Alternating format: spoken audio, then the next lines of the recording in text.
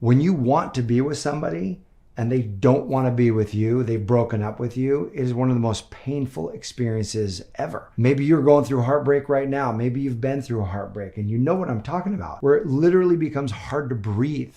Like you literally feel your heart aching in this moment. If you're going through this right now, I want to honor you and I want to share with you 5 things that I've learned in my own heartbreaks that have really supported me and helped me along the way. And while it doesn't take away the pain that we're experiencing, because that's the human part of the journey, it does allow us to direct our energy to move forward and create healing in an even faster way. And the first step is to accept what is. And we do this in a really powerful way. You see, when we resist what is, we increase suffering. Suffering is trying to control that which is outside of our control. And right now, well, if we could wave a magic wand, we would be back with this person. We would have this person love us as much as we love them. But that isn't the case. And so the mind starts to go into the if onlys or the what ifs. You've got to refuse to entertain the if onlys and the what ifs. Cast those aside. If only I had done this. If only I had said this earlier. What if we had actually gone on that trip? What if I hadn't said this? All of those ideas are torture to your system, torture to your emotional well-being, because none of that is within your control. You can't go back and change the past. And so the moment you start to play the what if game or the if only game, pause it and say, no, I'm sending that aside and I'm willing to accept what is. Because only when we're willing to accept the state of what is are we able to start creating change. And this leads me to number 2, which is to allow yourself to really feel your feelings, but don't pitch a tent there. So when you accept what is, you accept, hey, look, this relationship is not what I thought it was. It's not going to go the distance. It's either ended or significantly shifted. And allow yourself to really go to the depths of these feelings. And I know that in some levels it feels bottomless. But dive in, allow yourself to feel those feelings, because ultimately they're like waves, and you ride up the intense wave of the emotion, but then you will come back down. And as you process those emotions, as you feel those emotions, that's where the healing begins. But here's a dynamic that you want to be careful about. The pain and the grief of this relationship are the last remnants of our connection to that person. And so some people will pitch a tent, so to speak, in the grief, and they'll never let themselves get out of the grief, because the grief is actually the connection to the relationship. So if they fully heal and fully move on, they actually fully lose that relationship, or that's what their subconscious mind thinks. So it tries to keep them attached and doesn't want them to move on. And we can actually become addicted to the grief, addicted to that pain. Neurotransmitters literally shift, and we grow more receptors for the pain than for joy, than for sorrow, than for happiness. And so that's when we become addicted and crave those feelings even more. So there's this fine line that no one really has a great answer for, but intuitively you know when you've moved past healing and into more of this addiction phase. When you're ready to fully let it go, and you've got to face, okay, I'm going to end this relationship so that I can move forward because I've already done the healing. And this brings me to step number 3, create an empowered story. You actually want to do this while you're feeling your feelings, while you're doing the grieving. What story are you going to tell yourself about why this occurred and what it means? Our feelings are actually amplified. Our feelings are caused by the meaning that we give situations. So you could put a frame around this event and cause it to mean anything you want. And you'll either choose an empowered meaning or a very disempowered meaning. And if you're not careful, most people go to a disempowered meaning. Most people will go to, well, this is just another piece of evidence that love's never going to happen for me. This just must mean I'm not enough. I'm flawed in some way. I'm not attractive enough. Or I'm never going to find great love. And what'll happen is part of the pain that you feel is your connection with this person. Some of it's spiritual, some of it's mental, emotional, some of it's actually biochemical. I remember going through the most painful breakup I've ever gone through, and the meaning that I gave it exasperated the pain. The meaning I gave it was, that's my soulmate and we can't be together.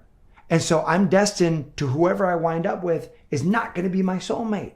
How depressing of a thought is that? I remember getting with a therapist, this PhD, and the therapist said, how do you know this is your soulmate? I was like, because of the intense feeling that I have, just this insane feeling of chemistry. I've never felt that with anybody else. And she goes, well, It might be a soulmate, but also, Matt, you might just be addicted to this woman.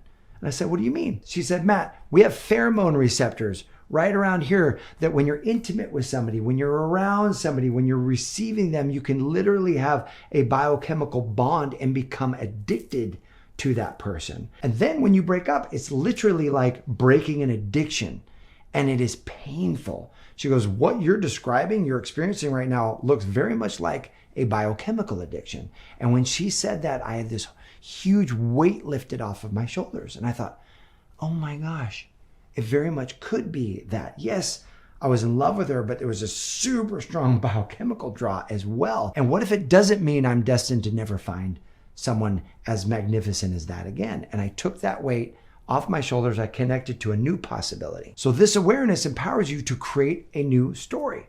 What if the new story was the best is yet to come? What if the new story was I just got stronger, I just learned more? What if the new story was if this person is that good and the best is yet to come, how would I feel? Well, I'd actually feel excited. I feel like, oh my gosh, I'm looking forward to this new amazing relationship. And if you can just crack even a corner of your mind open to the possibility that things get even better, you are on the way to faster healing. And this moves us into step number 4, which is claim the good. And I know it's hard, but if you're feeling your feelings, if you're putting an empowered frame around this with an empowered story, it makes it way easier to begin to claim the good in this experience, because it wasn't all bad. You see, Napoleon Hill in Think and Grow Rich has a great quote where he says, every heartache, every challenge or difficulty comes with it the seed of an equal or greater opportunity. But it's just in seed form. We've got to look for it, plant that seed, allow it to grow, harvest the good. So claim the good looks like this, is what did I learn? Maybe you learned better communication skills. What old story can you release?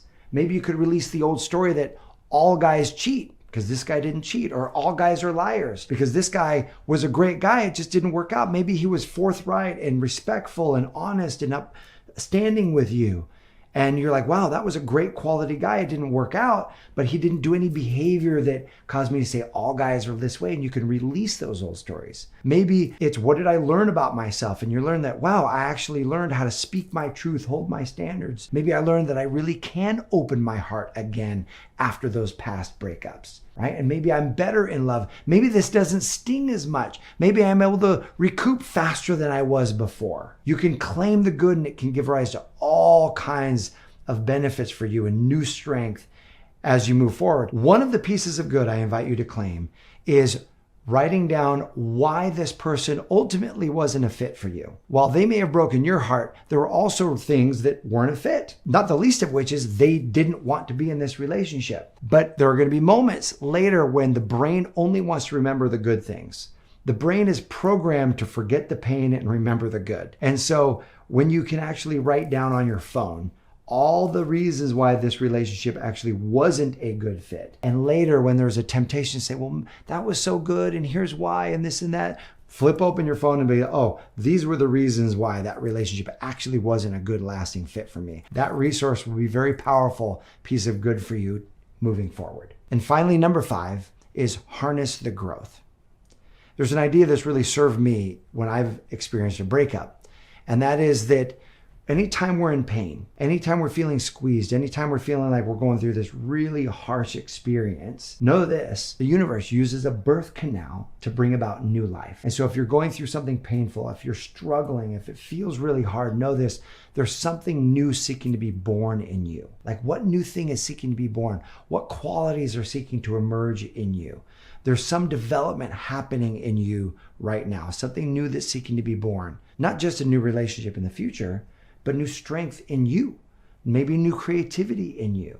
So let this be a time where you can harness this pain and create with it. Think about all the amazing albums, all the amazing books, all the amazing things that have been created when harnessing this pain and saying, okay, I'm going to funnel this energy into something creative. This isn't the place you begin. This is why it's step number 5. This is after you have accepted what is, allowed yourself to feel the feelings, you've told yourself an empowering story, you have claimed the good, and now it's time to harness the growth and say, okay, let's create something new. Let's create something amazing. This has really served me in my darkest moments, and I served my clients, and I hope it serves you as well. My question for you is, When you're going through a heartbreak, what are the ideas that have really, really served you in that moment that perhaps we didn't talk about today? If you would post those in the comment section, I know it's really going to serve somebody in a very, very powerful way. Here's to your courage. Here's to your resilience. Here's to your great love life as you move forward. I appreciate you. Feel a big hug from me to you, and I'll see you soon.